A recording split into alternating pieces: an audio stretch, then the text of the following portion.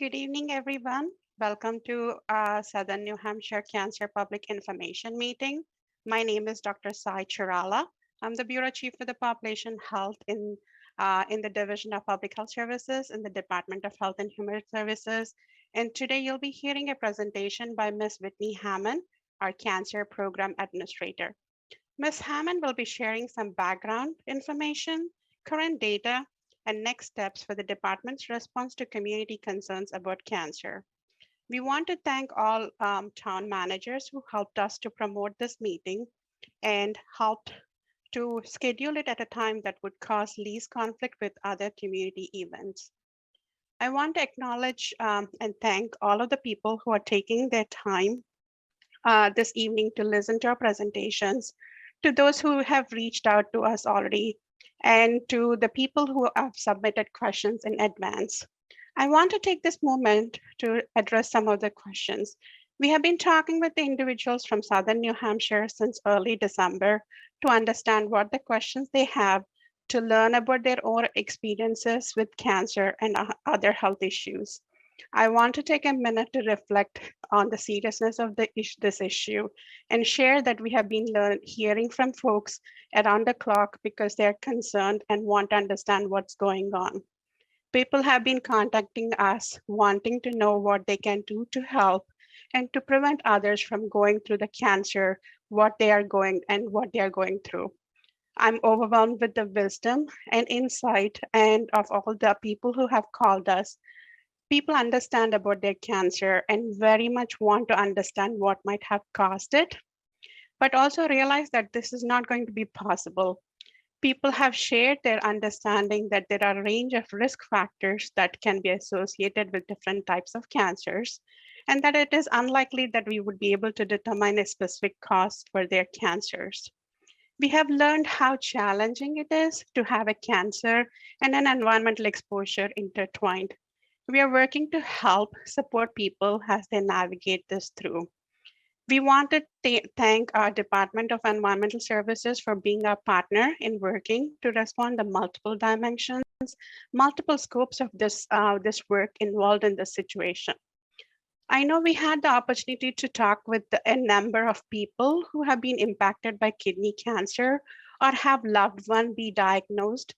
We hope that you'll continue to be willing and be able to work with us as we move forward towards next steps. So coming to the logistics for today's meeting, I want to make people aware that this meeting is being recorded in order for us to be able to post it on YouTube for others to access who may not be able to attend today's evening meeting.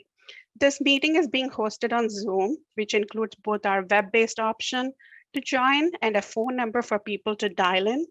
Additionally, we are also thankful to some of the towns who were able to broadcast this meeting on their local television.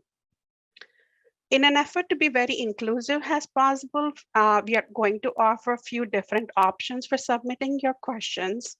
There is a Q&A function for online participants. There is a phone number as well that will be featured at the bottom of each slide.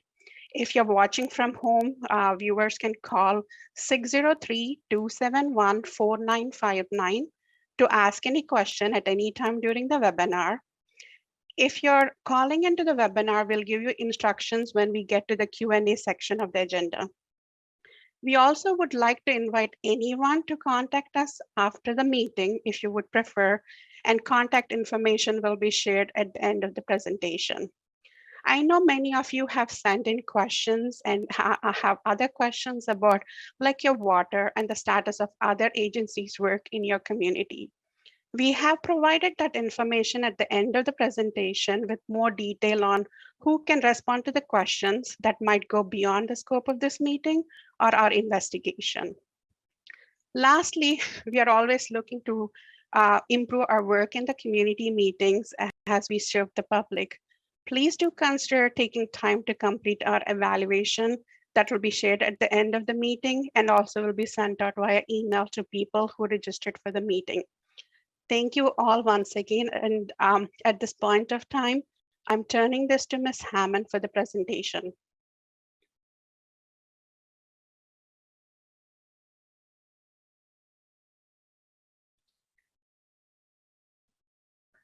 Hello, thank you, Dr. Sharala, for that introduction. And I would just add in, I'm seeing people are using the chat function and the Q&A function. And so if you're having difficulty or you have questions about how to submit a question or you're not hearing the audio, I encourage you to just reach out and ask. So my name is Whitney Hammond, and I'm the administrator for the cancer programs at the Department of Health and Human Services, and that's in the Division of Public Health Services. And I'm going to talk us through more detail about what the department is doing related to cancer in Southern New Hampshire.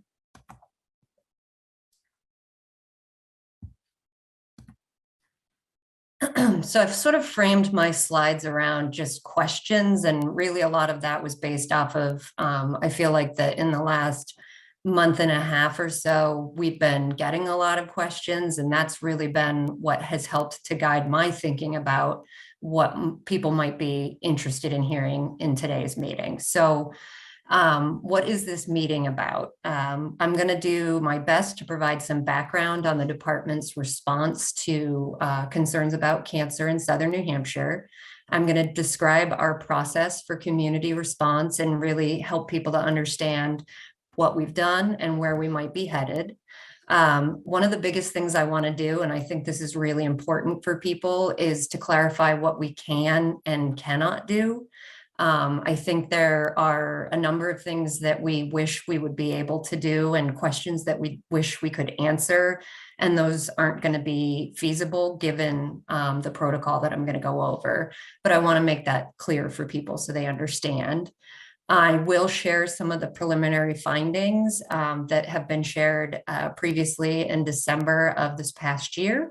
But I just want to walk people through those and try and simplify it as best as I can. And then prepare people for what's next. And this is really key for this meeting. If nothing else, I want people to feel like they understand what they can do and how they can be helpful. And then most importantly, my goal for tonight is to just hear people's questions and concerns. And based off of the questions and concerns that we've received as part of the registration for the meeting, I anticipate that there are going to be a number of things that people are looking for answers to that I might be just kind of explaining the difference between what our department can do and what other agencies can do and answer. And so hopefully, at the very least, people leave with a little more of a lead on where to go with questions. So how did this start? When I think about this, and this even predates my involvement in this response, really the start of all of this was in 2016 when polyfluoroalkyl substances, or PFAS, were found in the drinking water in the Merrimack Valley District Water System, or MVD. As I understand it, that led to a number of questions from people. And I sort of tried to capture in this dialogue bubble some of the things that I have heard that people had as questions when that was discovered in 2016. So people were wondering, have I actually been exposed to PFAS? I know from talking to people, sometimes it's not even clear if you're on public water or if you have a private well. People were wondering, am I at risk for PFAS exposure? And then, okay, so what will PFAS exposure mean for my health? What's being done to protect me, and what can I do to protect myself, and really just what's going on. So that was kind of a lot of what was bubbling up in response to learning about the PFAS detection in the MVD water system in 2016. So who has been involved? So I wanted to just kind of capture this to highlight that while the Department of Health and Human Services is presenting this evening on our cancer response in the community, there have been a whole number of different state and federal agencies, as well as other partners who have been involved in kind of shaping the response since 2016. So there's been the New Hampshire Department of Health and Human Services, and I'll go through a little more detail of how we've been involved since 2016. We also have our partner agency, the New Hampshire Department of Environmental Services, that's been involved in lots of things related to water and PFAS and just environmental exposures. There's the Center for Disease Control and Prevention, or CDC's Agency for Toxic Substances and Disease Registries, or as we refer to them, ATSDR. And I'll be sharing a little more information about how they've been involved, and also just providing information on a community meeting that they'll be holding on the 2nd of February. So that's a federal agency that's been involved. And then there have certainly been community members that have been involved, whether as advocates or just kind of reaching out to us and expressing their concerns, as well as policymakers or legislators who have established study commissions to try and dig into this issue and understand more of what's going on. And then researchers in academia. So there's been a lot of work to understand PFAS and what the health impacts are. And a lot of that work is really done with our academic partners. I did this little doodle of the arrows and lines that are all overlapping in different colors, because I sometimes feel like, even as someone who's involved in this response, it can be a little bit confusing and feel like there's overlap, and it's not always clear, which entity or agency is involved in what way in response. And so I just wanted to sort of capture that and reflect back that that's what we oftentimes hear when people call us. And I just want to make a mention of, and I will throughout this presentation, don't let that be a barrier to reaching out. So if you call us, if you call the number at the bottom of the slide, if you use the email address that we're going to share later, it's okay if we're not the agency that can answer your question, because we're working really hard to be coordinated. And so if I know of somebody at the Department of Environmental Services who can answer a question, I'll do my best to link you with them. So what has DHHS done? This is a timeline. It starts back in February of 2016, and that's when PFAS was found in the MVD water supply. I was not involved with this, but to the best of my understanding, around October of 2016, the department engaged in what we call our MVD exposure assessment. And that was offering blood testing to individuals who wanted to see what PFAS levels were in their blood. That was done for a number of months. At the same time, we had received a request to look at our cancer data and to see if there was anything that we could see using that data that would indicate anything going on in the community related to cancer. So in January of 2018, the department published our cancer report. I did a call out box just to sort of summarize for people who may not be familiar with that report. It is publicly available on our website. You could Google and find it, or again, just contact us and we'll be happy to connect you with the link. The findings in that report were that there were no cancers associated with PFOA that were found to be higher than would be expected in the Merrimack community. That report included sort of recommendations and next steps that the department had related to the findings. And those included a plan to look at data in the next 1 to 2 years to just understand, if anything changed with additional cancer data. In June of 2019, there was a legislative commission established on PFAS in Southern New Hampshire. The department has a representative on that commission who provides updates on what the department's doing, and who also provides us with updates and information about what that commission is interested in. That commission, starting, I think, around early 2020, started to ask the department about our plans to update the cancer report. There were a couple of things that sort of all came together to delay our being able to do any kind of updated analysis until very recently. One of those is related to the way that we get our cancer data in New Hampshire.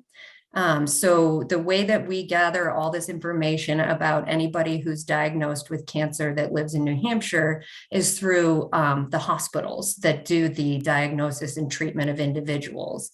There are very specialized individuals that are employed at each of those hospitals, and they're called certified tumor registrars. And those individuals are actually going into the electronic health record, gathering data, and then they ultimately submit that data to the state's cancer registry. The state's cancer registry is operated by Dartmouth, and we have individuals there who do a lot of processing of the data, making sure that it's high quality, that it's complete, all of that stuff. During 2020, during the pandemic, and while hospitals were being impacted by that, there were impacts on those certified tumor registrars. So some of those individuals were temporarily furloughed, and that did impact our ability to have timely data.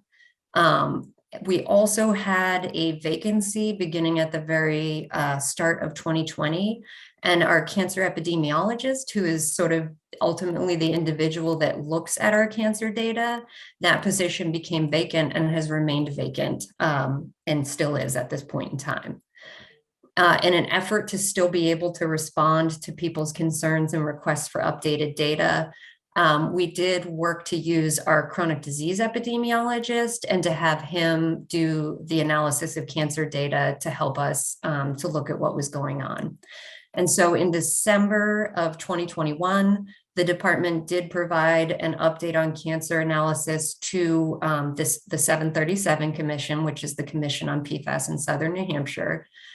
We shared our findings and then shared with that commission that we would plan to host a virtual community meeting, which is what we're doing today. So does DHHS have a plan? The answer is yes. So New Hampshire DHHS has a protocol that we follow. We follow this for any kind of inquiries that we get from individuals about concerns they have regarding cancer in their communities. It's a publicly available protocol. I've included a link that people can use if they would like to go and read through it. And I will let people know that New Hampshire's protocol is largely driven by the protocol from the Centers for Disease Control and Prevention. They have produced the current guidelines. They were effective starting in 2013. They're currently in the process of revising those guidelines and anticipate a release of updated guidelines this year, so 2022. I did include a screenshot from our cancer concern investigation protocol, and I put a red box around just some key information that I wanted to highlight from it. So the CDC, and then similarly, the Department of Health and Human Services, looks at a number of different criteria when we think about responding to community concerns related to cancer. So we look at the observed number of cases of cancer and whether it's higher than we would typically see in a comparison population. I'll talk more about how we do that in future slides. We also look at whether concerns that we're receiving relate to cases that involve the same type of cancer or different types of cancer. And again, I'll go into a little more detail about why that's important. We also look at the population that people are saying that they're seeing cancers in. So, sometimes we even receive concerns about an entire county. And that can be a really big geography when you're thinking about some kind of an environmental exposure. We look at whether the boundaries for the area are carefully defined and based on some kind of perceived exposure. So I would say almost half the time when we get a call, an individual is just calling because they're seeing different people that are getting cancer and they don't necessarily know of anything in the environment that they are thinking is connected to those cancers. And then the last thing we look at is really the time period for cases occurring. And I'll talk a little bit about how we think through the difference between, when somebody's diagnosed with cancer and how long it might have been between when they're diagnosed and when they may have been exposed to something, which factors in for cancer. So what's the plan? I've included this flowchart to just kind of walk people through the process that we go through at the department. And I have a red circle to kind of indicate and draw people's attention to where we're at right now in our Merrimack community response. So there are 4 phases. Phase 1 is when we receive concerns from what I am referring to as a reporter. I use that term really broadly. We invite anybody to contact us who has a concern. So we hear from community members, we hear from family members of people who have been diagnosed with cancer. We do sometimes hear from legislators or community advocates. And so we receive those typically by email or by phone. Again, we're including that contact information in our slides. We work to try and be quick in responding to those concerns. So we aim for about a 2-day turnaround time to at least, call the people back and hear a little more about what's going on. The goal of that is for us to make a decision about whether there's something that we should look into further, or probably for around 95% of calls that we get, we just provide a little more education around those different features that we look for in a potential cancer cluster. So again, those things about, are there multiple types of cancer that people are reporting? Something that I think people may not be aware of is what I think of as one of the biggest risk factors for cancer is age. And so a lot of times we actually get calls from people, and I've gone through this myself, people who have lived in a town for quite a while. They may have lived in the same house for quite a while. And all of a sudden, after 20, 30 years of living there, it feels like they're seeing a lot of their neighbors who have lived there that long be diagnosed with breast cancer, colon cancer, lung cancer, all these different cancers. And so a lot of the way that we respond to those concerns is just through providing some education about that age is a risk factor for cancer, and then talking about how every different cancer has different known risk factors. And so a lot of those cancers that I just listed don't necessarily have common risk factors. If it sounds like there might be something to the concern, we move on to phase 2. So we've decided we should do some further investigation. Phase 2 is when the department conducts a review using that database that I described earlier. So the New Hampshire State Cancer Registry data. We use that data to be able to look at things like the number of people that have been diagnosed with a particular cancer. We can look at trends in cancer over time to see if things are increasing. We can look at, is a particular type of cancer occurring in men more than women? So there are certain things we can do, and we, try and use that data to help us think through our next steps. We also, as part of phase 2, convene what we call our Cancer Concern Review Team, or CCRT. That group, I'll go into more detail about who's included in that, but it's really focused on bringing together partners from within the Department of Health and Human Services who have expertise in things like environmental epidemiology, cancer prevention, as well as bringing in people from other agencies. So we have a number of members on that team from the Department of Environmental Services, and then we also have partners from Dartmouth. So people who are working in the State Cancer Registry, and also people working in the Cancer Center there.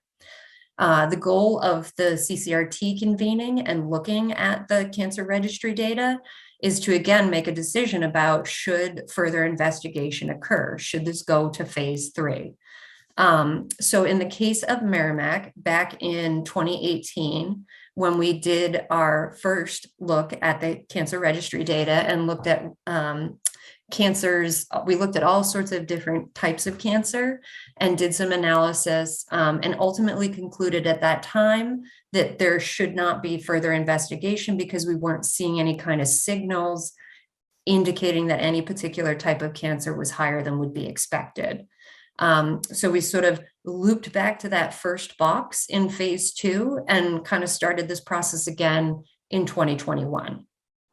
In 2021, when we did our analysis, we did find that kidney cancers were higher than would be expected. And I'll go into more of the detail on that number on a future slide. But for now, I just wanted to emphasize that that led us to go to phase 3. So phase 3 is, again, we use that group of individuals in our Cancer Concern Review Team, and really tap into their expertise to try and determine if any kind of a study would be feasible to do. And there are a lot of things that go into that decision-making process. And I've kind of called them out in this box off to the right side. So we look at trying to determine whether it's plausible that cases and contaminants could actually be associated. One of the major limitations with the New Hampshire State Cancer Registry is that the only information we get about where somebody lived or lives is based off of their address at the time that they were diagnosed. And so, as many of you know, you may have lived in the same place your entire entire life, but there's also a good possibility that you haven't. And you may have lived in one town your whole life, but at a different house, or you may have lived all over the place. And so to be able to determine plausibility of cases being connected with contaminants, we oftentimes want to gather more information, and we want to look at things like somebody's residential history over their lifespan, and maybe look at things like where they've worked as well, so that we just get a better picture of where they spend their time. Another part of what we do at this phase is identify available data on environmental contaminants. So in the case of Merrimack, again, a lot of this started back in 2016 when people were very concerned about PFAS being detected in water. But we also do know from our partnership with the Department of Environmental Services that we should be thinking about if there are other environmental contaminants, whether that's because they've been identified in the area, or also if the literature shows a connection between them and particular types of cancer. Another part of what we're doing is just identifying a study design and what the requirements are, and if there are available resources to conduct a study.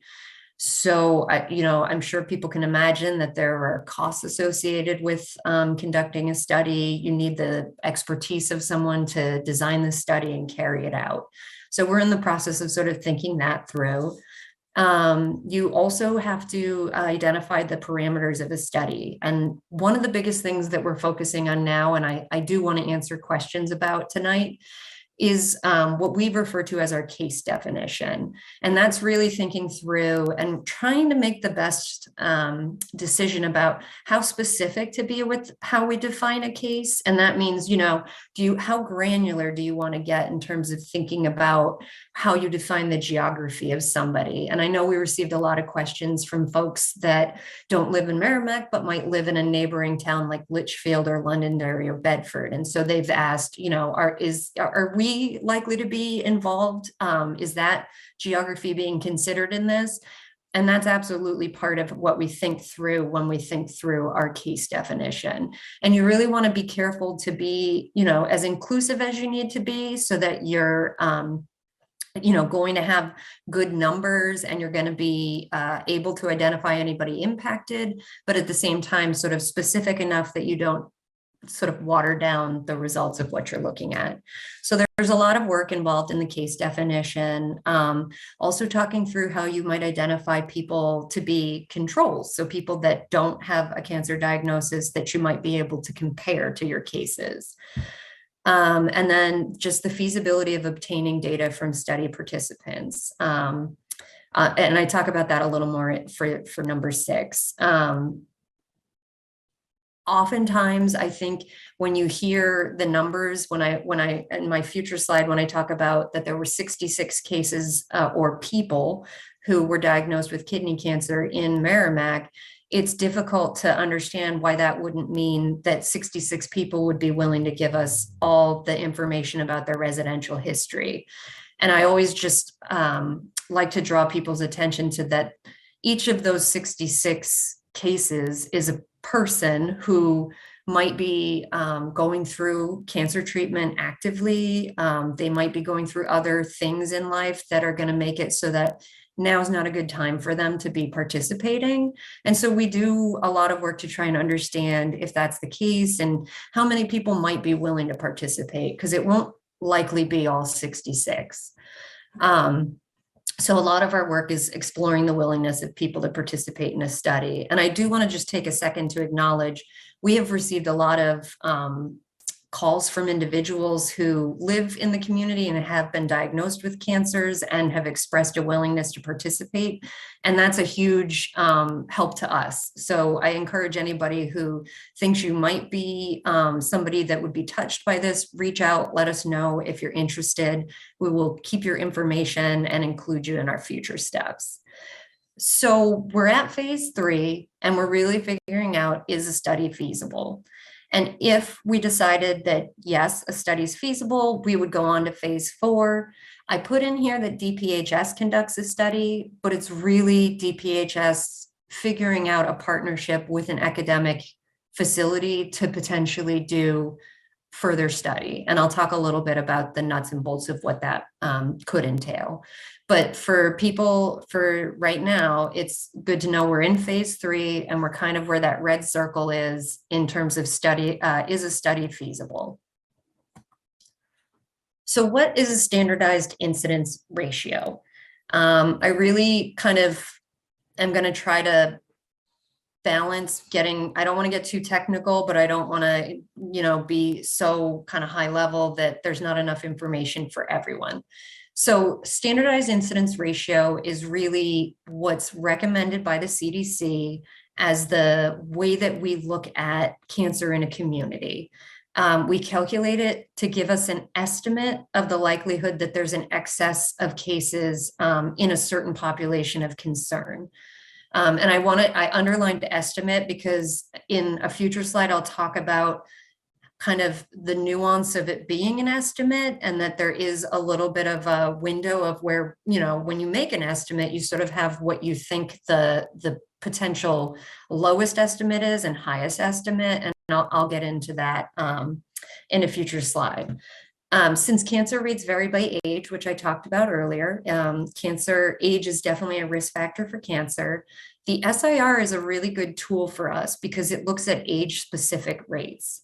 So it makes it so that if you're looking at a town where people just happen to be a lot older than the rest of the state, it helps to actually be able to compare that town with an older population to the rest of the state that might not have that older population and account for age.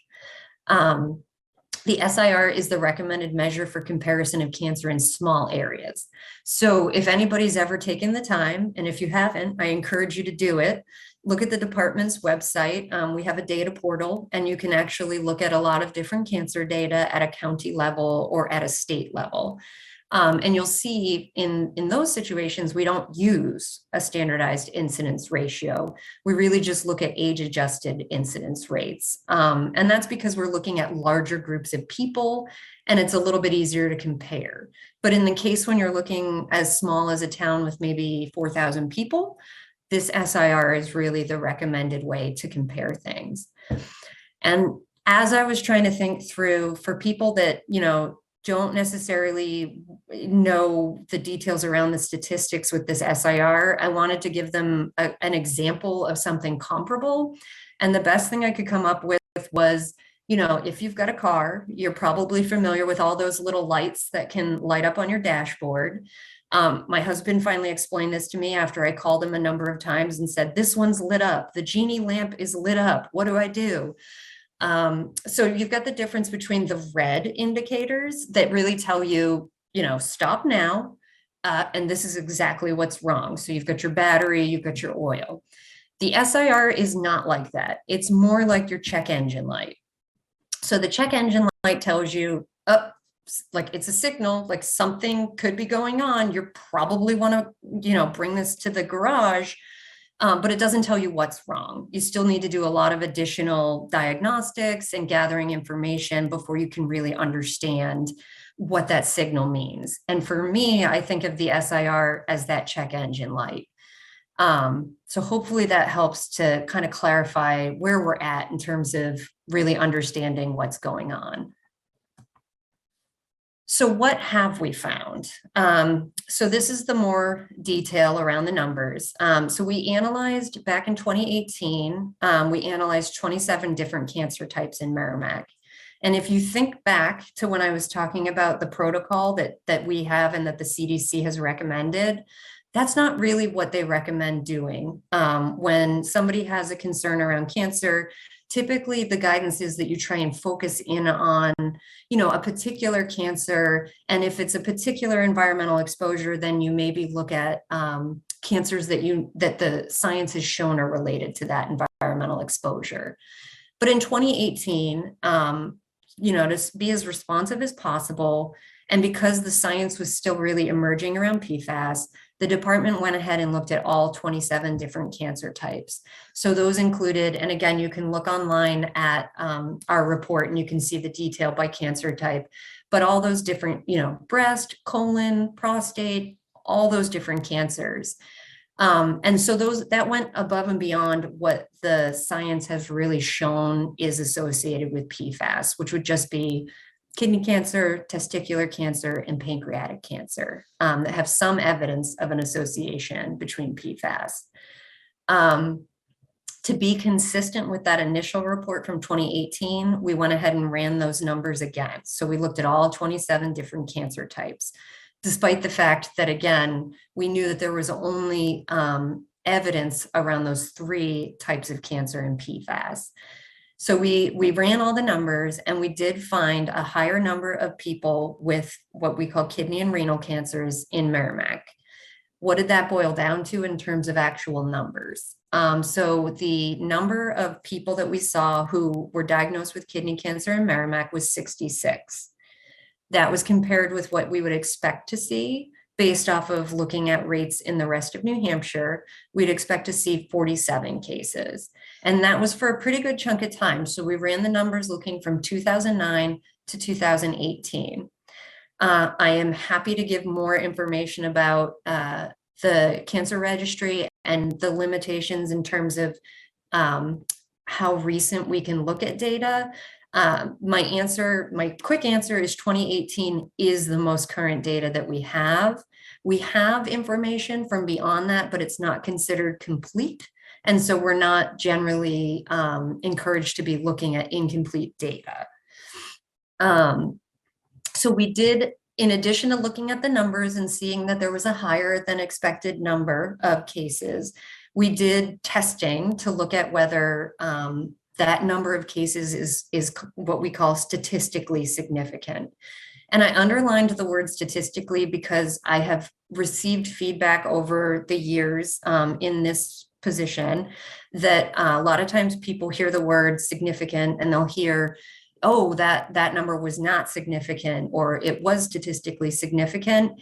And that can sound like we're saying that, an individual's cancer is not significant. And that's not what this means at all. And so I even just put in there, every single case is significant and every single case is noteworthy.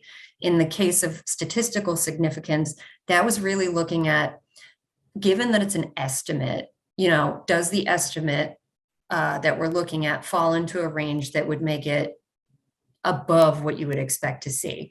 And so for anybody that has taken statistics, I just threw in that good old bell curve image in the bottom, which just might be a little bit of a reminder for people about what we're talking about when we say, we're confident that the estimate is somewhere between this amount and this amount. But really for most people, the takeaway here is we did the testing and it really verified that, yes, there's a statistically significant excess of kidney cases in Merrimack.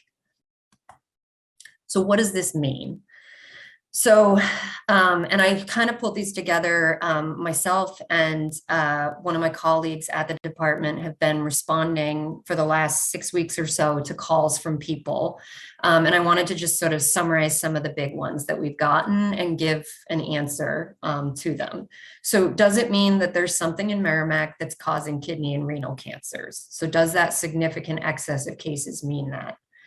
We don't know.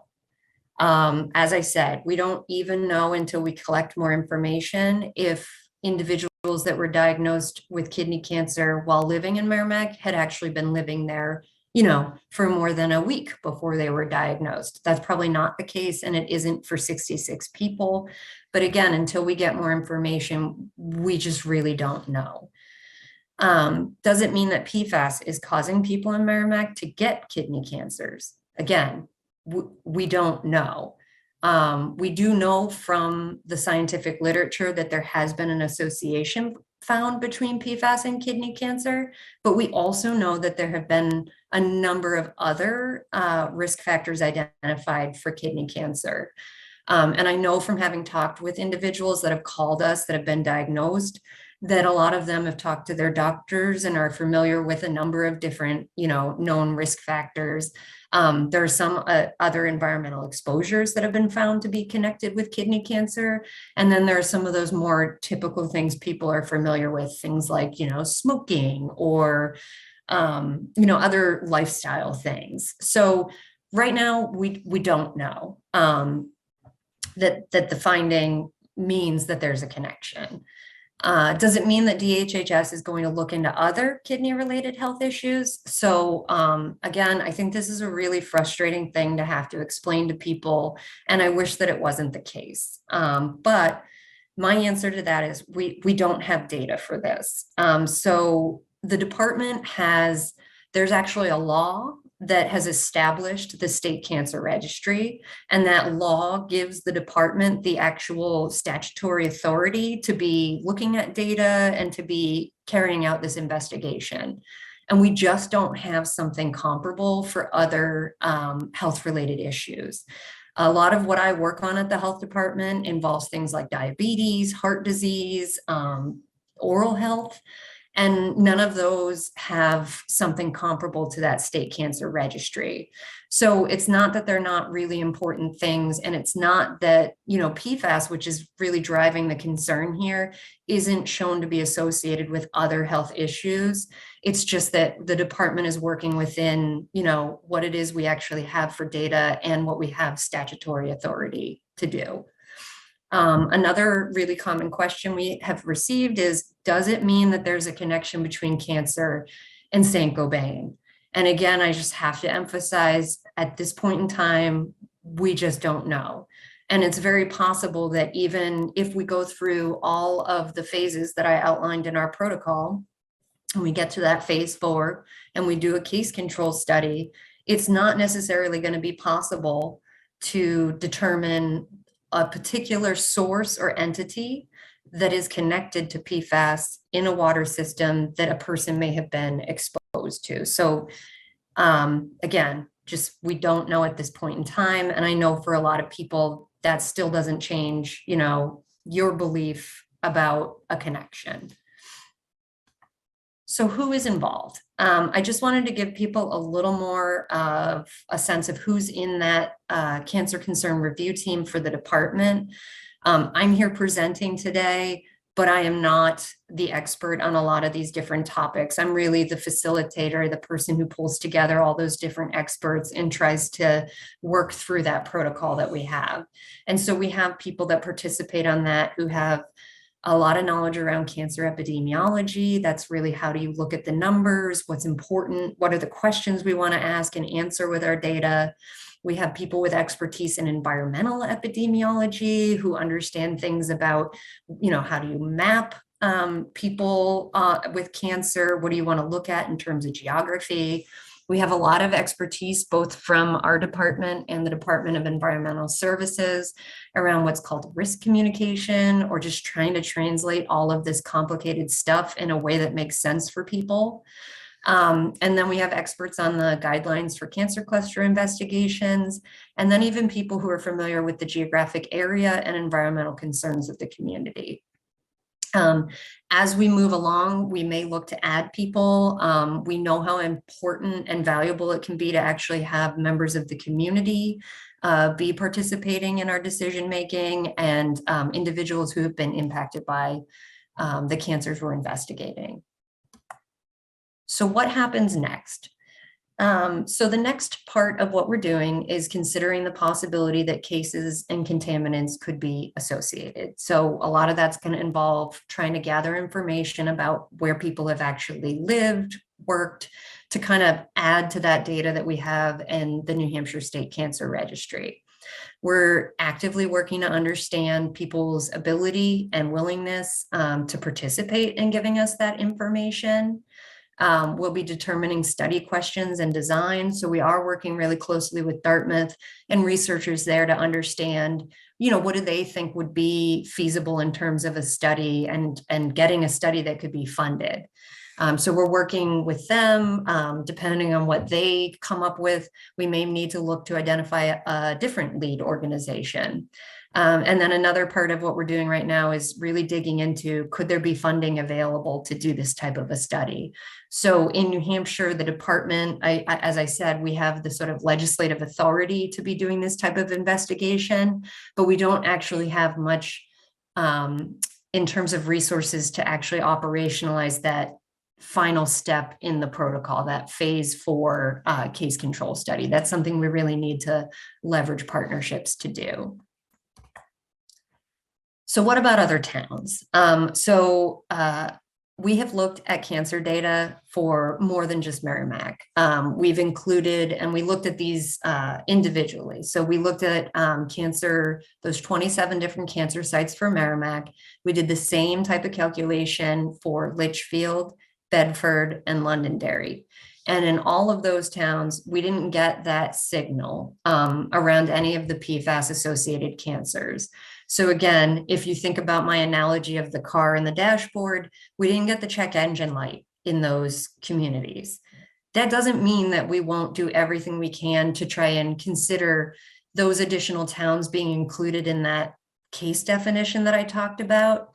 And I think there can be some real benefits to broadening our case definition to include those communities. It can give us a larger sample size. So you could go from having those 66 possible people to having more that might be willing and able to participate. And we absolutely know that in those communities, there are a number of people who have concerns about PFAS exposure, may have learned about having PFAS in their water. And so we're going to do everything we can to be inclusive of individuals from those communities as well, even though we didn't have any of our cancer analyses give us that signal that something, that there were a higher than expected number of cancer cases in those communities. What could we find?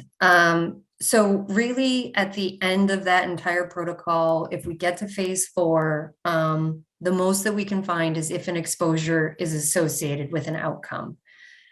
So I just kind of gave this high level overview of a case control study. So you're basically looking at your geography or the population that you are interested in looking at an association with an outcome. And then you start to look at, okay, people who are diagnosed with kidney cancer versus people who also live in that area that haven't been diagnosed. And then you would start to compare exposure between people who have that cancer and those who do not. And so I drew the yellow arrows to just sort of pull out and emphasize that really what you'd be comparing in a case control study would be, was the exposure different between people who are considered cases or have a certain cancer and those who do not.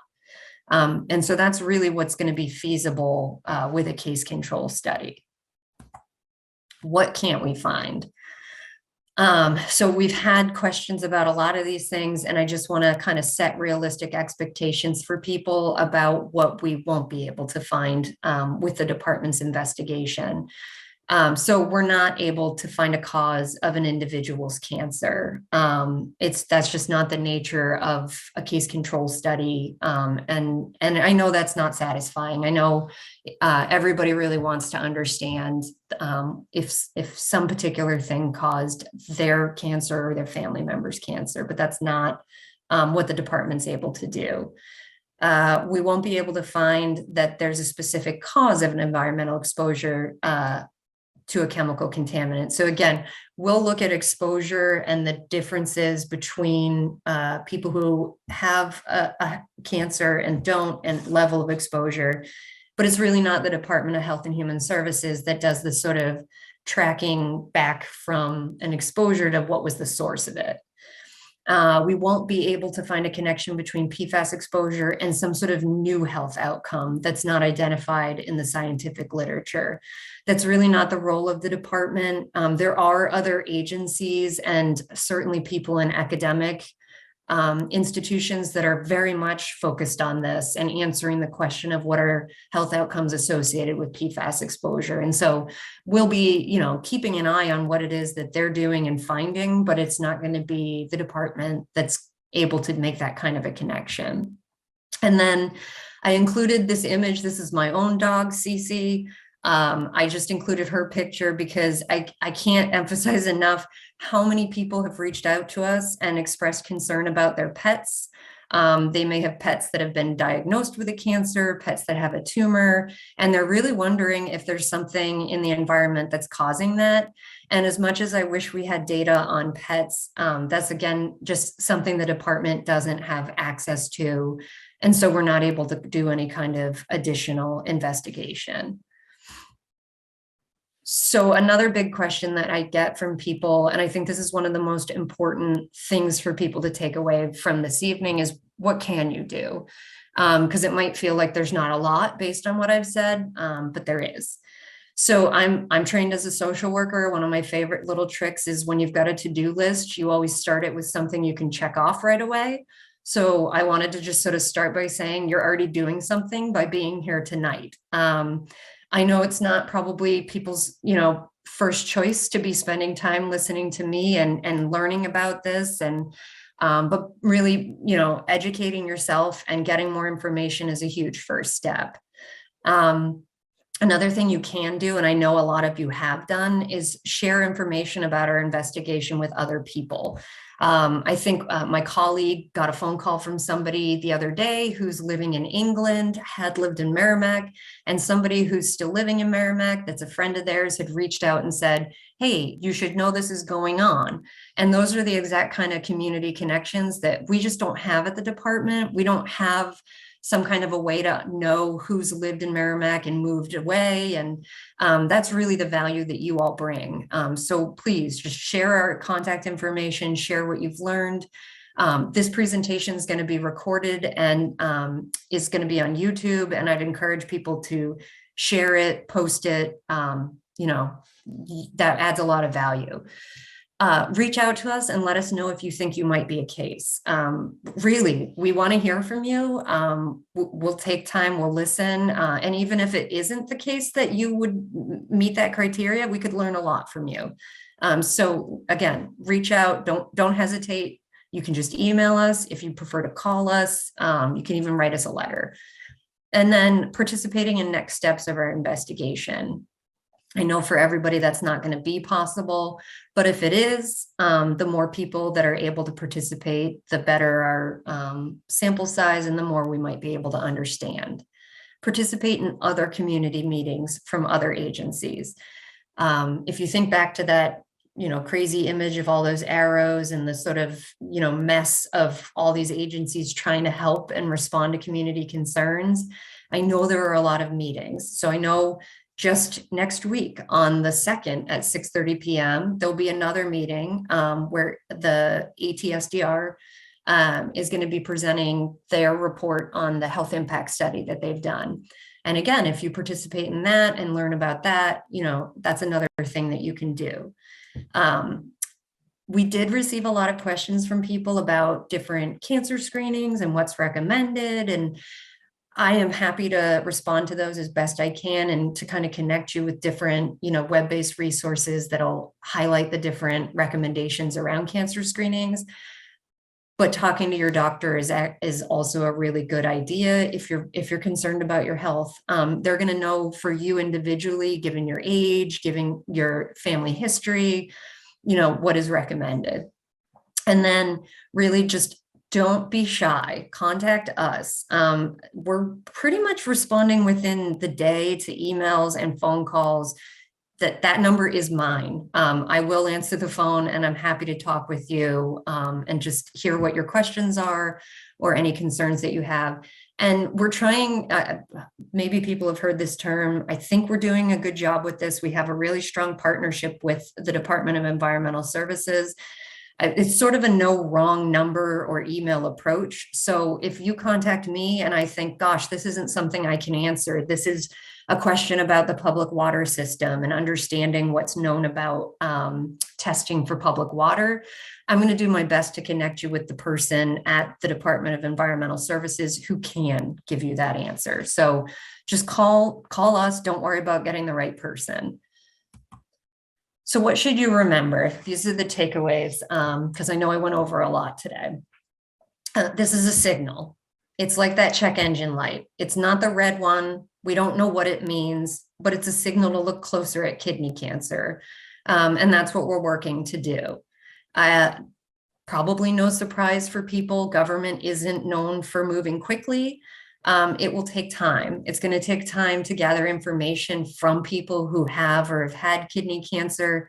It's going to take time to bring together all those different experts and really figure out, what's the best way to collect information. So, again, be patient. We will do our best to cast a wide net. We have heard from so many people in towns neighboring Merrimack that they're equally as concerned and they want to know what's being done for them. And so we're absolutely aware of that. And as we can, we'll work to do a good job of being inclusive in terms of those next steps around gathering information from people with kidney cancer. This is probably not a surprise to people, but we may not be able to answer all the questions that you have. It may be that it's just something that's not the Department of Health and Human Services role, or it might just be that, you know, science really hasn't answered the question. But I do want people to know we're committed to doing everything possible that we can do, and that we're here to answer questions and connect with you, and connect you to other people who can answer your questions. So I believe at this point, I wanted to draw people's attention to the bottom of this slide.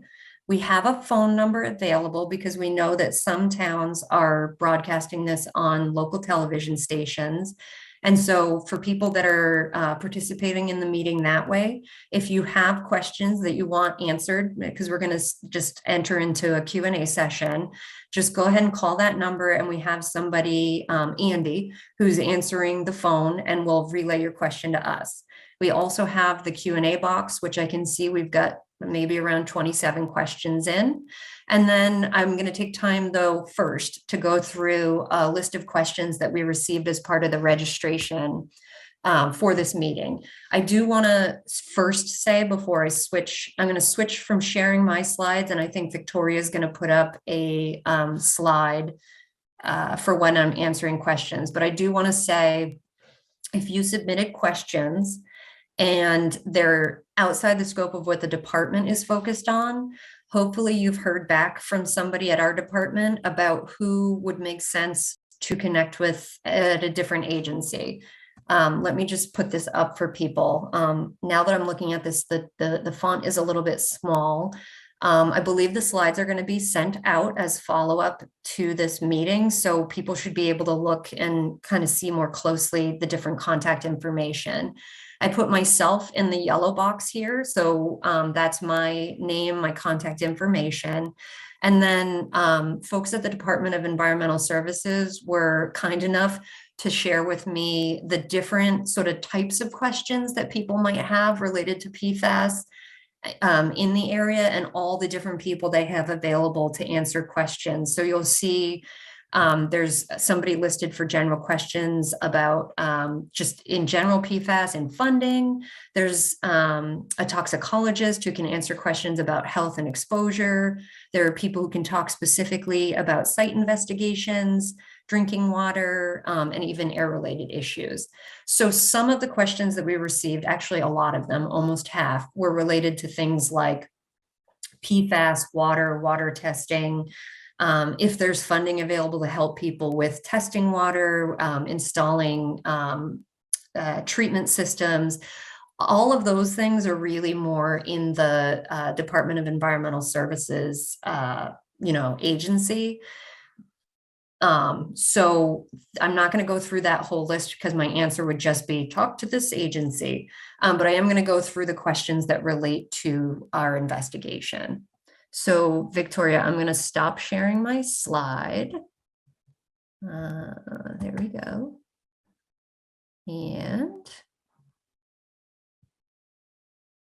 all right, so there's our phone number. And then I am going to just take 1 second and pull up the list of questions that we've received ahead of time. All right, so the first question is, what data brought up this concern about cancer in Merrimack? So I think actually my response to a lot of these questions is going to reference back to the presentation I did, but I did want to take time to just go through people's questions because they took the time to submit them, and I want to make sure people feel like they're answered. So the data that brought up this concern about cancer in Merrimack was really largely related to people learning in 2016 about PFAS detection in the MVD water supply. And that really led to concerns about a whole number of health issues, including cancer. And that led the department to do that first report in 2018 and then do the subsequent report in 2021. What really pushed us to do the updated report in 2021 was that 737 legislative commission that's been convened to look at PFAS and health in Southern New Hampshire. And that group really saying, when can we get an update on cancer data? The next question I have is, has the total number of renal cancer cases risen from the initial count of 66 from 2009 to 2018 due to increased public awareness? So I would say the answer to that's a little bit complicated. As I mentioned before, we've actually heard from a few people that have said, my friend called me, they let me know that this is going on, and I thought you should know.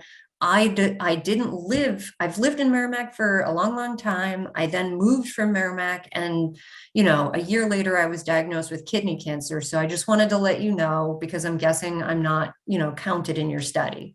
So we have learned of a few people that probably, lived in the area, but weren't diagnosed when they lived in the area.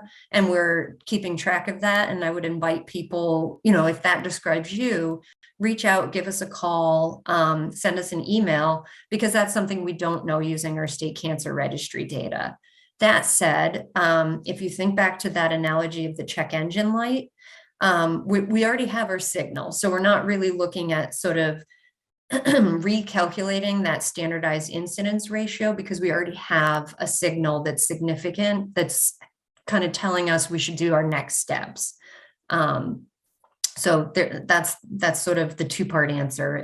We're not changing that number of 66, but it's very important that people reach out to us if they think that they should be counted. The next question is, what types of cancer are associated with PFOAs?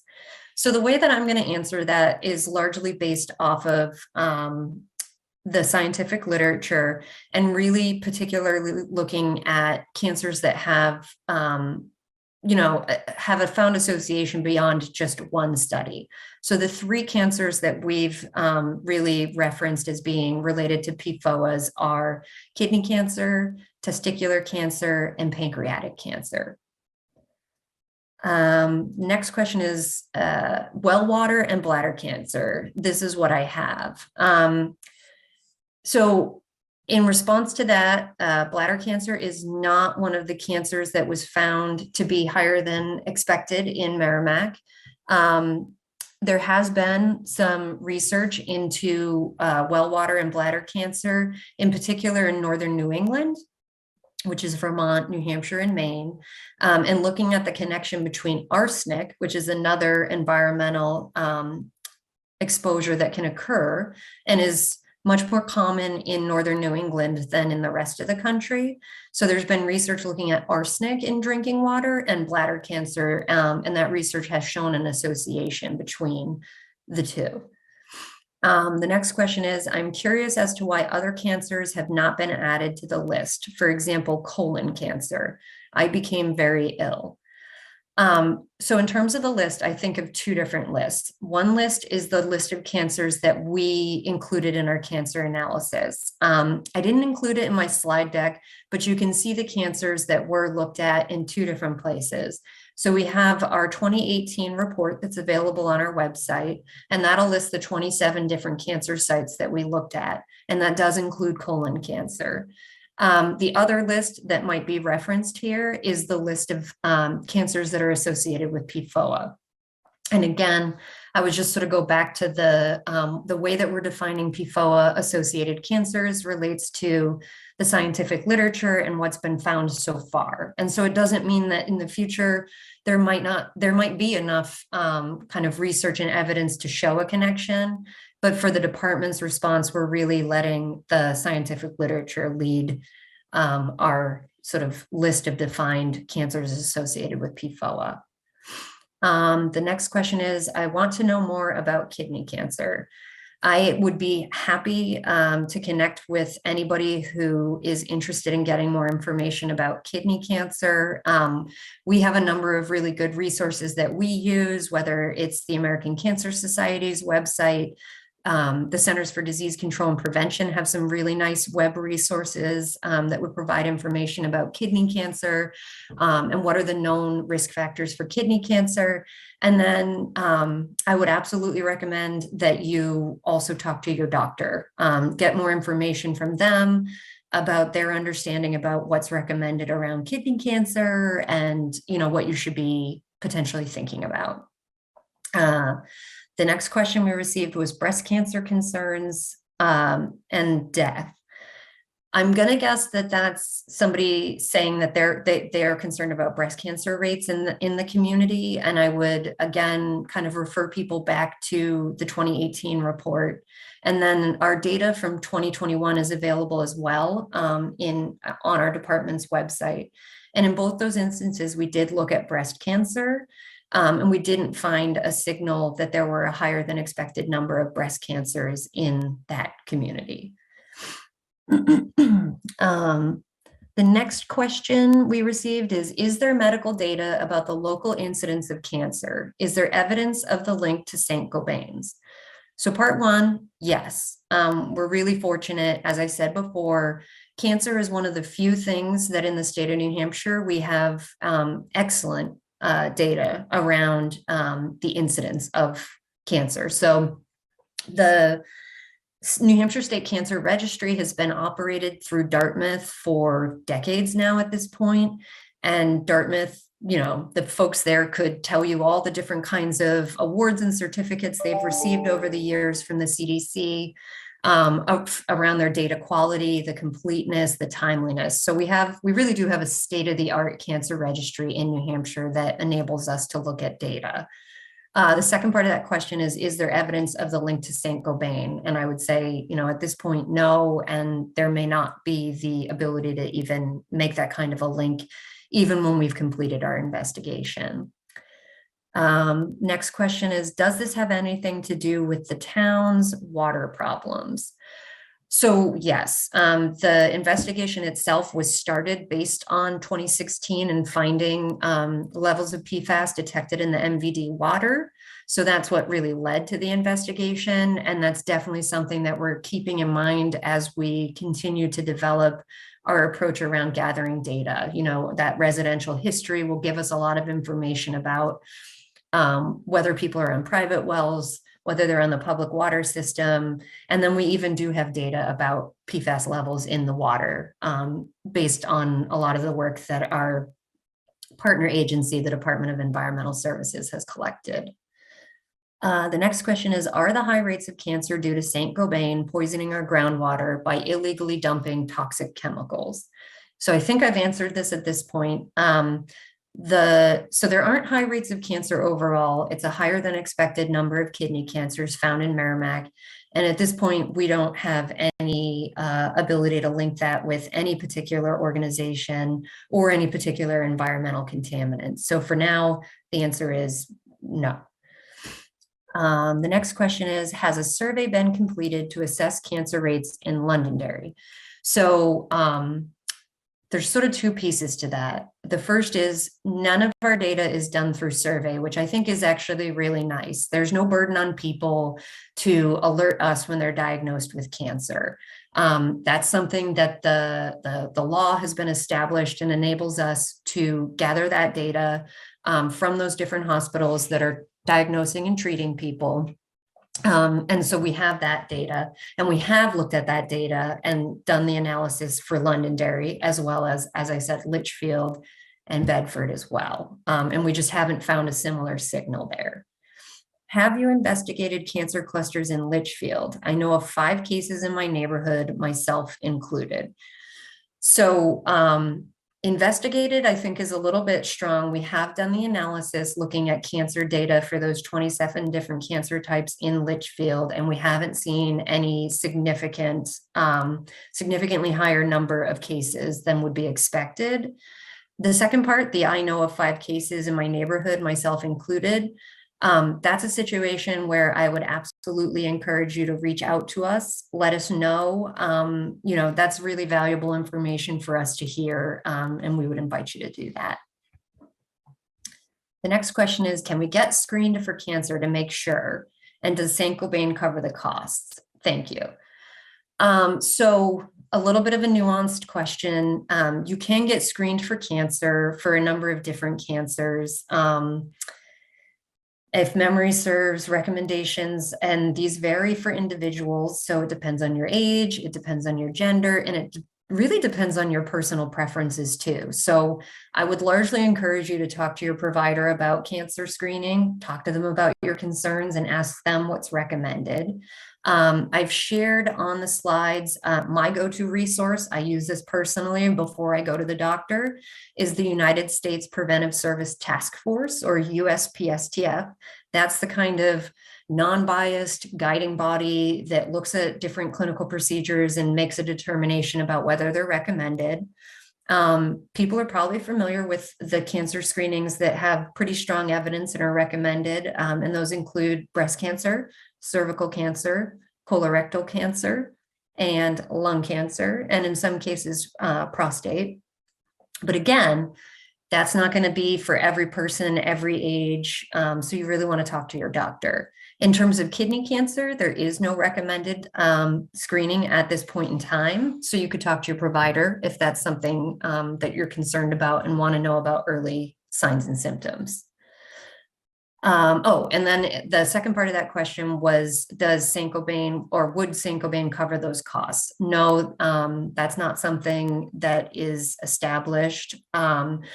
All of those cancer screenings should be covered if you have health insurance, because they're considered essential health benefits. So use that phone number on your insurance card, call them, confirm, but they should be included if you're eligible. Lung cancer screening has pretty specific criteria for who's eligible.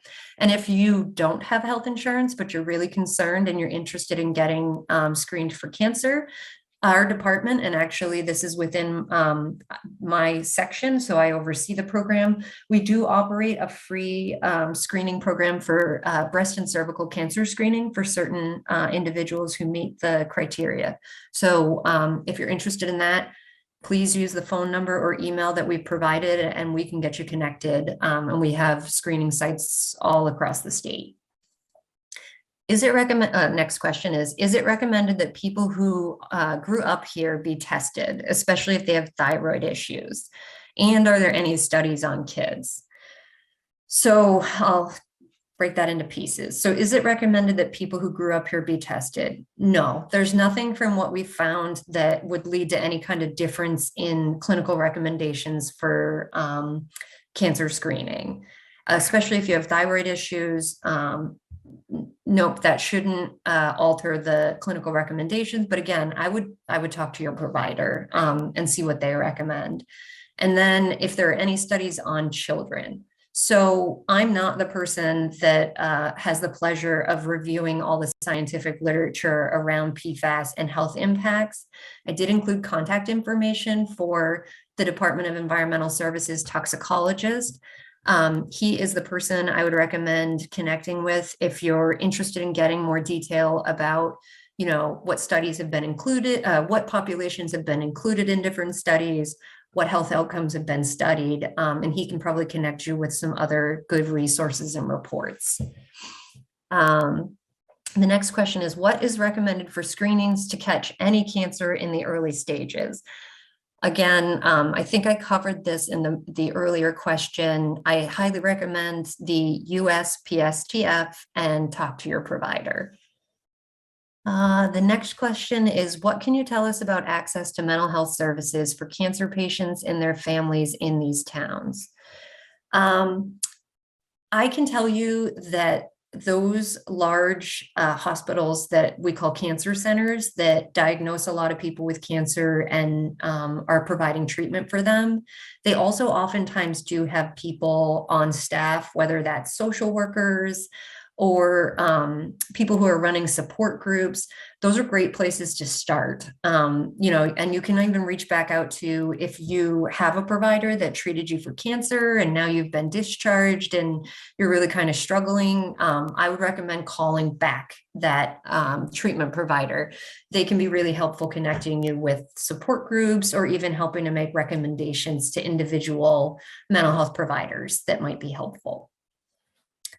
Okay. Next question is there a lawyer who is handling a class suit? Merrimack has let this go way too long.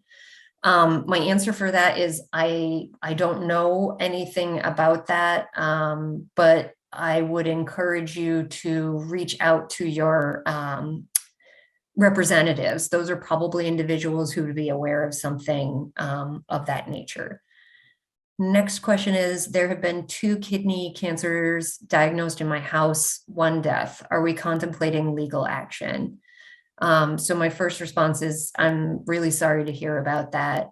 You know, that's it's a lot, and I can see how 2 kidney cancer diagnoses in one house is really concerning.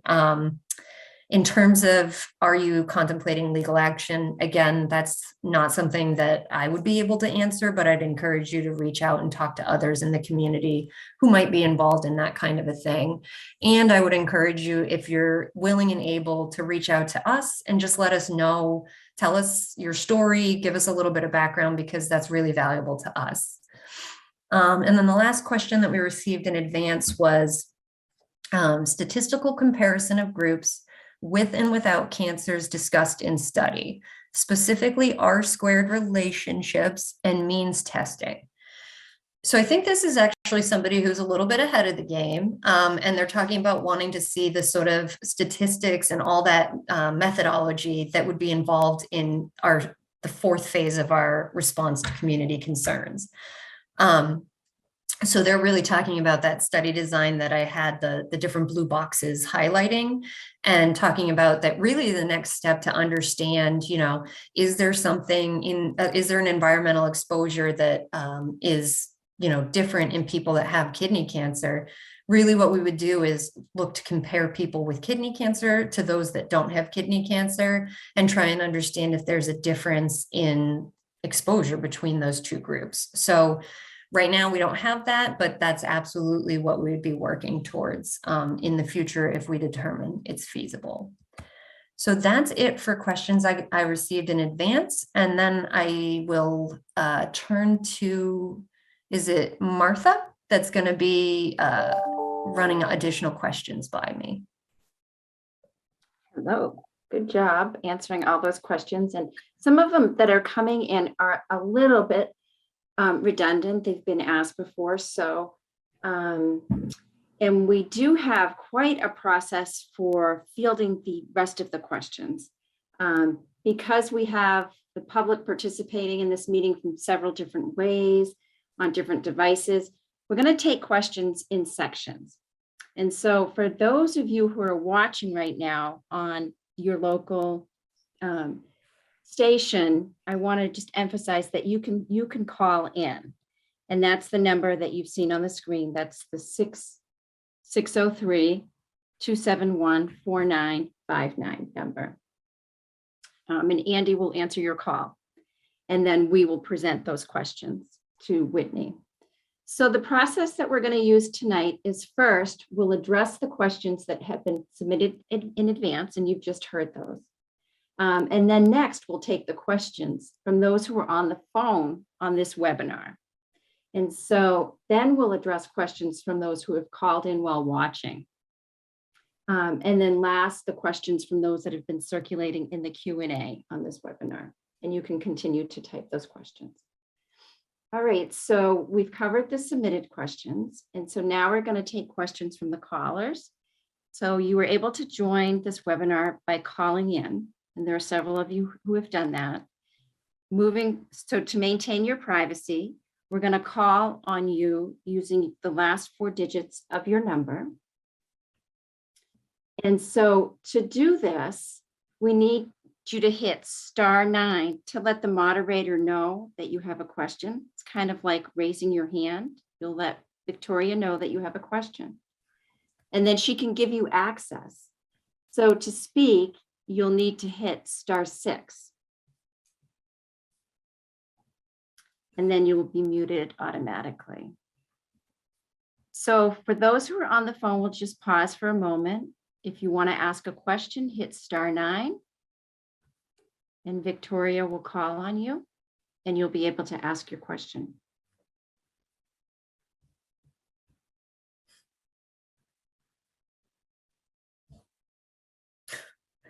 I apologize if you hear snoring in the background. It's my dog. Ah. And we're just going to give it a minute so that we can tee those up. She's indicating there are 3 questions, but the first person that was teed up to go just had some connection problems.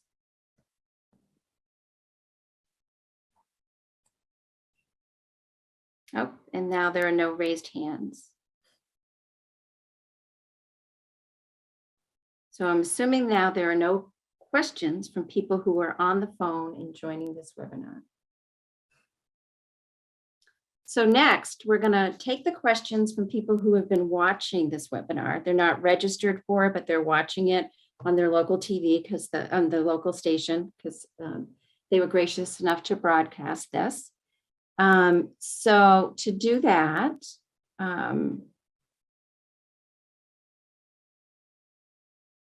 again, I just want to reinforce that you can call the 603-271-4959 number, and Andy is answering your calls. And so we're going to let Andy join now and ask the questions that have come in that way that he's collected.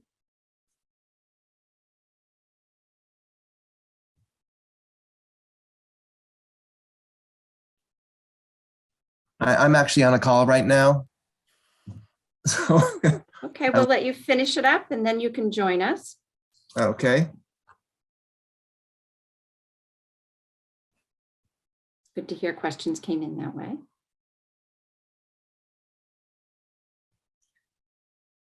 Would it make sense to answer any of the ones in the Q&A? Sure, yeah, I'll jump to that page. Okay. So some of them, I think that you've gotten to, but I just want to reinforce them. What are the causes of PFAS being in the water? So that's one where I would refer people to one of our partners at the Department of Environmental Services. So I have their contact information in the slide deck. And actually, I'm not even sure that they would necessarily be able to answer the question about cause, so much as being able to at least answer questions about, has it been detected? What's the level it's been detected at? But again, for the Department of Health and Human Services, that's not something that we're able to answer. Kind of related along the waters, are PFAS in the municipal water supply, well water, or both? And has this shifted over time was a question. I would refer that to the Department of Environmental Services. They would be the ones who know the difference between public water system and private wells and, how things have shifted over time. And have the levels diminished over time of the PFAS? Same answer in terms of referring people to the Department of Environmental Services. So why do you think there's a difference between SIR numbers between 2018 and 2021 assessments for renal cancer in Merrimack? So just as a point of clarification, we ran the numbers in 2021, but the data was actually through 2018 that we ran in 2021. But the person's correct that there was a difference. And that could be for any number of reasons. But if you were thinking about the amount of time, so with cancer, there's this thing, and I was trying to think of a good analogy when I was preparing for tonight. And I was thinking about poison ivy, because I'm always trying to explain to my 2 girls not to play in poison ivy. And they're always like, well, it's fine, I didn't get poison ivy. But there's actually that what we call latency period between when you're exposed and then when a rash shows up from poison ivy. And cancer is like, it's similar in terms of having a latency period, but the period between exposure and actually having cancer as an outcome can be much longer. And so if there was something that you're being exposed to over time, it could in theory be that the longer you kind of look at the health impact, the further you go out, you might see that health effect from an exposure. Not that I can say that that's why, but that could be one of the reasons that we see the signal now when we look at data as opposed to earlier. Some more questions about the water. Should we not drink our water in Litchfield? Specifically, PFAS has been detected in Amherst on Buckhill Ridge Road and Woodland Drive. Will studies look at this? To answer the question about whether your water is safe to drink, I would definitely refer you to the Department of Environmental Services, because I think there are a couple of different things that factor in, and that would be, what is your water source? Do you have a private well? If you have a private well, have you tested the water? And if you tested the water, what was the level that was detected? And if it was detected at a certain level, did you install some kind of treatment system? And then did you retest, and what's the level now? And then if it's public water, I think there's a whole nother set of questions that would need to be answered before somebody would be able to say whether it's safe to drink the water. And then the second part of that question was about, will this be studied? And I would say, again, in our effort to cast a wide net in terms of thinking about that case definition, I think Litchfield is absolutely being considered as one of the areas to include in the case definition when we think about geography. So, in theory, we would be including people from that community that also had kidney cancer. So another question about the concentration of PFAS in water, and wanting to know if people are ingesting it, if you have high levels in your well water. So again, I think that would be a question of, so if people want to know about the levels in their well water, there's testing available. And again, the Department of Environmental Services would be good at answering, how do you do that? And if there are any resources available to help with that. And then the second part was about if people are drinking it. Are they ingesting it? Mm-hmm. So again, I think that's sort of on an individual household basis of, what is the level in your well? What have you done to treat it? And then what are you drinking it? So the next one related to testing of cancer, could tissue samples be some sort of proof? Will the doctor recommend urine cytology tests each year to look for cancer? And then also, are blood tests available, and where can I receive one?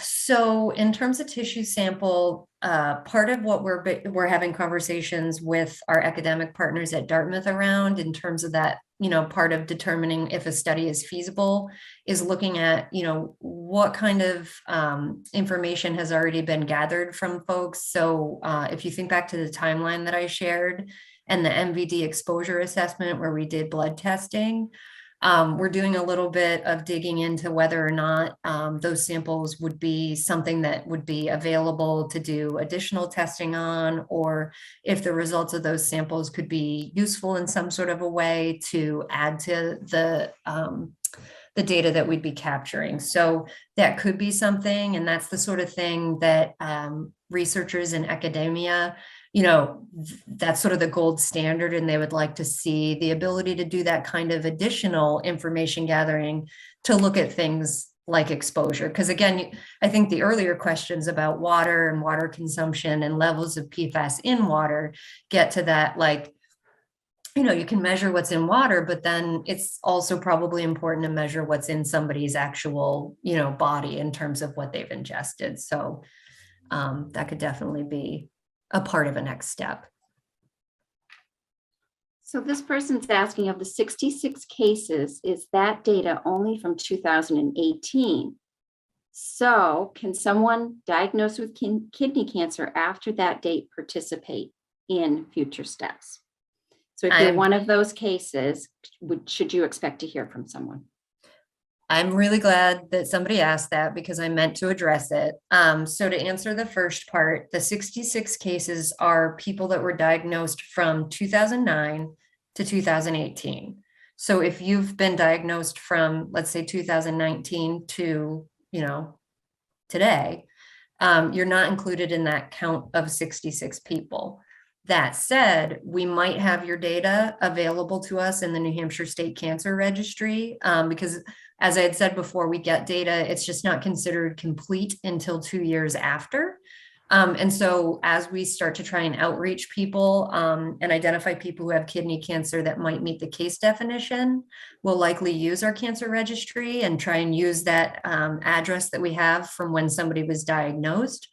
But it's absolutely helpful to us if you think you might be a case to just go ahead and reach out, whether it's by phone or email, and let us know, because that's how we can sometimes capture people that have been diagnosed after 2018, or people that again may have been diagnosed after, moving from the area, but had lived there previously. So the next question, will you move beyond data by town and define the DES area of known contamination as the area of potential impact, and do a data analysis of the known area of exposure? Not as a part of this investigation. So we're really going to be honing in on the geography that we have and we're able to define using the cancer registry data, and just trying to understand more about the residential history of those cases. Down the road, if there were to be some kind of, if we were to go into phase 4 and we were to look at a case control study and we had found something from capturing that residential history, we might use that to kind of think about a geography and compare things. But we won't per se be using, I think people reference the geography of the consent decree. So another question about the study, will another PFAS exposure blood test study be done for private well owners and Merrimack Village District customers?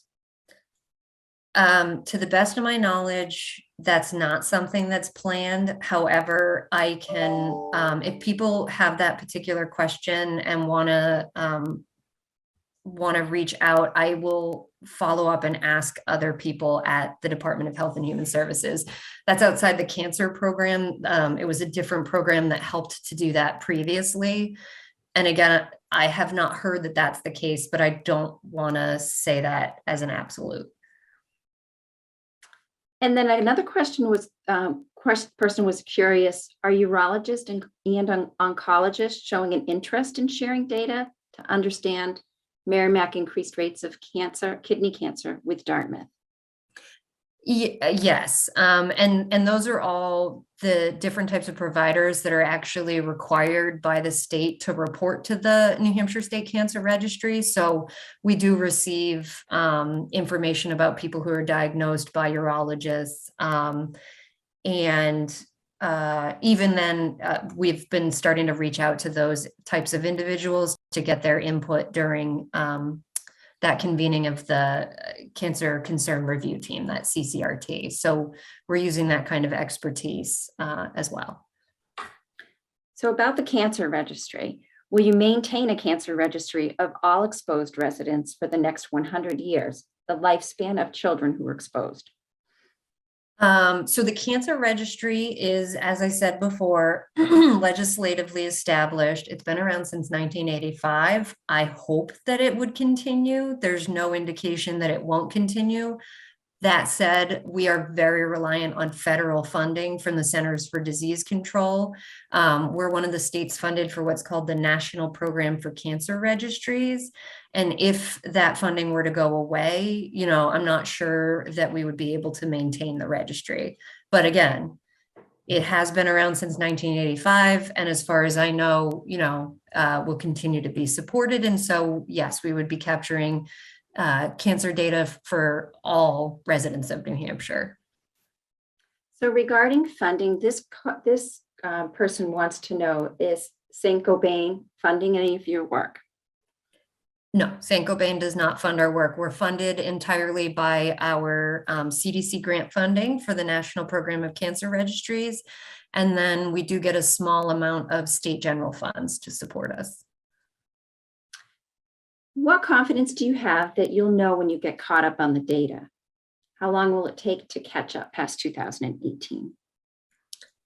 I'm very confident. As I said before, we have had our contract with Dartmouth for a few decades now for the New Hampshire State Cancer Registry, and we partner with the CDC, who conducts a lot of data quality assessments, and we have a long track record of having very complete and timely data. I think our operations are really back from the pandemic and from that point in time when the certified tumor registrars were furloughed. So I'm fairly confident that we'll have good quality data. That said, it does continue to be the standard that we don't consider data to be complete until 2 years out. And that's just a function of how the reporting works and the data quality checks. The next question, it's kind of a two-part, actually it's two questions. Will someone test the genomics of each affected kidney case in the 66 cases seen so far to see if there are similarities? And then will you present and share the genomics of the cancers found in the exposed? So that would definitely be a part of what might be considered in the phase 4 or the study process. So really partnering with those academic researchers who might be able to look at the genomics and testing. And then that data would absolutely be, in a sort of aggregated way so that their confidentiality is protected. But the results of that would be shared through, some form of publication. There were several people who shared personal stories in the Q&A, and they want to know what they can do to prevent exposure to this harmful substance. And then if you can reiterate, if they're interested in participating in the study, who should they call? So I'll start with the second part, if you're interested in participating, if you think, and again, I would invite you, don't even give it too much thought, just give us a call. And we're happy to talk with you, even if it's just to reiterate something we've said today. If you do think you might qualify as a case, give us a call. So my number is the number that you're seeing there. We right now have Andy answering that line, but in general, that's my phone line. It's 603-271-4959, or you can send us an email at ccrtdhhs@dhhs.nh.gov. Just reach out to us. And then there was a first part of that question that if you could just reiterate it, Martha. Oh, preventing exposure. I jotted it down. 1 second. I'm closing my door because my kids are home.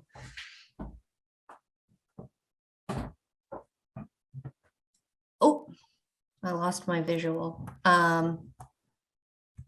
Preventing exposure, that's another good question to reach out to the Department of Environmental Services to understand what is available in terms of options for water treatment, water testing, that kind of thing. The Department of Health and Human Services does also have the public health lab that does a lot of the water testing for private wells. And so if you do, again, we'll do that sort of no wrong email or phone number. If you do, just reach out to me. I will do my best to connect you with either our public health lab or the Department of Environmental Services.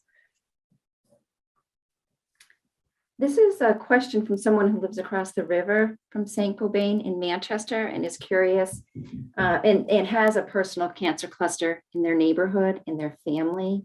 And they want to know why Manchester's not included in the investigation. And then someone wanted to know if you could talk more specifically about what's happening in Bedford too. Okay, so for Manchester, I didn't include it because I was thinking that the towns that were really participating this evening were the 4 that I specifically mentioned. But we did work with the Department of Environmental Services when we redid our analysis, looking at Merrimack. We asked about towns that are known to have some level of PFAS exposure detected in either the public water or in private wells, and Manchester was identified as one community that had that. And so we did include them sorry, I'm just going to let my dogs out so they don't bark. So we did look at that same calculation, the standardized incidence ratio for the 27 different cancer types in Manchester. I can provide additional detail because there were towns beyond the 5 that I've named that were identified that were looked into.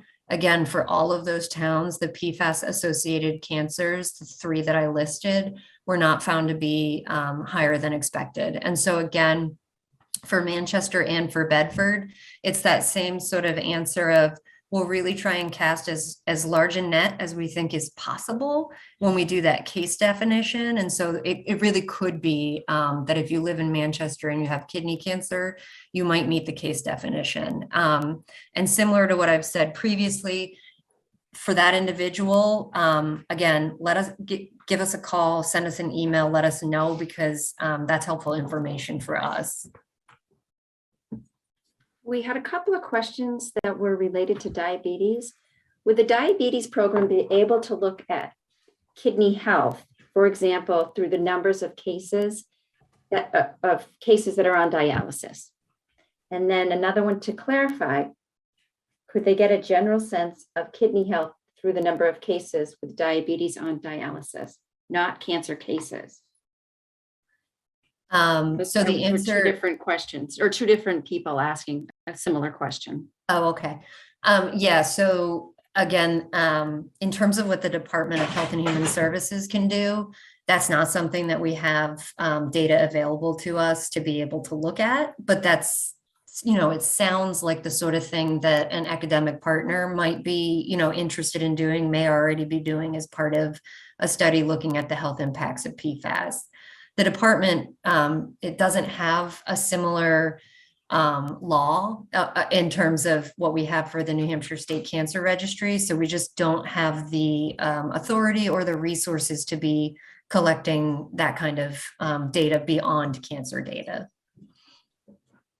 I'm going to turn it over to Andy now to ask some of the questions that came in from people viewing this on their local cable network, or local cable channel rather. And I'm going to check to see if there were any more questions thrown in the Q&A, and then we'll come back to those after. Okay, Okay, how's my volume? good. All right. So we had a presenter is giving us no solid information. She mentioned blood tests, but not the results. I've been going to meetings for 6 or 7 years now, and it's always the same. We've lived in Merrimack for 40 years, but are told we don't qualify for free blood tests or to be reimbursed for the bottled water we purchase to drink, cook, and bathe with, as we are not on a well. So is there going to be any change to that policy about being on a well? Yeah, let me answer a couple of those things. So bottled water would definitely be something to follow up with the Department of Environmental Services on. That's not something that the Department of Health and Human Services is involved in overseeing. So I can't answer the question about if eligibility will be expanded. In terms of the blood testing, yeah, I did say I am not aware of any plans for the department to resume the exposure assessment that had been done starting back in 2016. I do know that data on the results of blood testing that was done is publicly available, and that's on the, if you Google the DHHS data portal, it would probably come up, but I'm also happy to have that person, if we have their contact information, Andy, if you have their phone number. Yes. If you give that to me, we can follow up with them and at least connect them with the data from the blood testing that was done. So another question. Should the presenter's use of the term kidney cancer also be interpreted to mean kidney disease? No, definitely separate. The only thing that we were able to look at was kidney cancer because that's what we capture in the New Hampshire State Cancer Registry. Another question. Our water was just tested and we were told our levels are too high. Same with our neighbors. Is the state, and this is probably a repeat, but sorry, is the state / DHHS still conducting free testing? So I'm not sure if it's free testing of blood, because it sounds like they already had their water tested. And so my answer right now is not that I'm aware of. That's not something the department's doing. If it's testing for water, which I'm guessing they don't need because they said it was already tested. But if anybody is interested in understanding if they might be eligible for that, I would refer them to either the Department of Environmental Services or the Public Health Lab.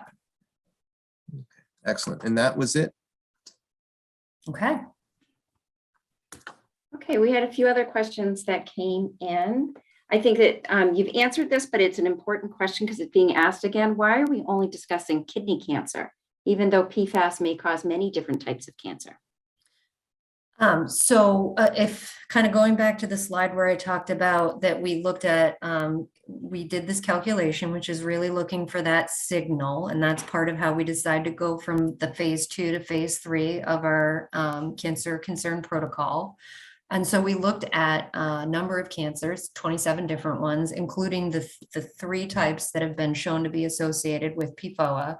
And it was only kidney cancer in Merrimack that actually was found to be at a higher than expected number than, the rest of New Hampshire. So that's really what has been guiding our next steps in the cancer concern review protocol. And then regarding data, where do you get the data regarding all the different cancers you mentioned? Will you be able to update the data when, will this data be updated? Yeah, so we get all the data that we use for this investigation to look at the number of new cases and compare them to the rest of New Hampshire. All of that data is from the New Hampshire State Cancer Registry. Dartmouth is our contractor. They administer the cancer registry, and they capture data from what are called mandated reporters. And that includes the large hospitals in New Hampshire that diagnose a large number of the new cancers in the state, but it also includes other providers like dermatologists or urologists that may only diagnose a few cancers per year, but they go ahead and report the data to the state cancer registry. And then the second part of the question about updated data, that is something that we capture, at an ongoing basis, and we would be able to revisit the analysis again that we've done now in 2021, potentially in another couple of years to look at other cancer types as well. Someone else was wondering if it would be possible to have the state epidemiologist, John Patelli, present to the group. So the state epidemiologist is Dr. Chan. He works for the Department of Health and Human Services. People may have seen him on WMUR talking about COVID. I know I've seen him. Dr. John Patelli is the toxicologist for the Department of Environmental Services, and I think he is available. I included his contact information on the slide where I had my contact information as well as a number of other people, and I did identify him as a resource for people to ask questions about the health impacts of PFAS. So I would reach out to him and ask questions that you have. And I'm not familiar, with any planned community meetings where he will be presenting, but I do know he presented at a community meeting. I want to say it was back this summer, and that's recorded. So if you reach out to him, I bet he can share the link for that meeting recording, and there's probably a lot of good information there. So this question is, are there plans to look at other PFAS-related problems that aren't cancer, like hormonal dysfunction, immune system dysfunction, learning disabilities in babies born to moms who drank PFAS water, just to name a few? So in terms of the department plans, that's not something that we plan to look into further. A lot of that's related to the limitations in terms of what we have access to for data. So we're pretty much limited to cancer data in terms of what we can do. That said, I think it is a topic of interest for researchers, and that there's likely work being done by, different academic organizations to understand some of those different health outcomes related to PFAS and PFAS exposure. And again, that might be something that would be worth asking Dr. Patali, because I think he's probably the most up to date on what's been going on in terms of research. And the last question that we have, does New Hampshire require reporting of a cancer diagnosis? Is it optional? So I think it's just reinforcing your answer before. Yep, so it is required by state law. And we do have certain, as I said, the large hospitals in the state that diagnose over 100 cases of cancer in a year are required to have one of those individuals on staff called a certified tumor registrar. And then our contract with Dartmouth helps to facilitate reporting from smaller entities who diagnose fewer than 100 cancer cases per year. So that's the dermatologists, urologists, some of those other individuals who don't have a certified tumor registrar on staff. And we did have another question come in for people who are fighting cancer. How can this information be helpful? I'm not sure that much of the information in terms of understanding the rates or the difference in kidney cancer in Merrimack compared to the rest of the state is going to inform an individual who's in treatment. I do think, you know, our number and our email is available if people want to reach out to us and they have questions. So, you know, maybe this community meeting helps people be aware of that the department has a cancer program. And we really do work on a lot of things and not just response to community concerns. So like I said before, we operate a free screening program. We're really focused on addressing cancer survivors' needs in the state. And so I would invite people to reach out. So maybe at the very least, just knowing that the department has this resource, and we actually have a number of staff working on cancer beyond environmental response. That's it for questions. And unless Andy had any callers during that last session? No new ones. No new ones. Okay. So this concludes the public meeting. And if you think of something else or have a lingering question, we want to remind you that you can call the number, the 603-271-4959. And you can also go to the Comprehensive Cancer Program's website and download the material that was mentioned, the reports, and you'll find a link that you can send an email. For those of you who registered tonight, we are sending out an email to you tomorrow with some of that information to remind you. And then I want to remind you, you can watch this recording. In about a week, we'll have it posted on the New Hampshire Public Health YouTube channel. So thank you everyone for attending.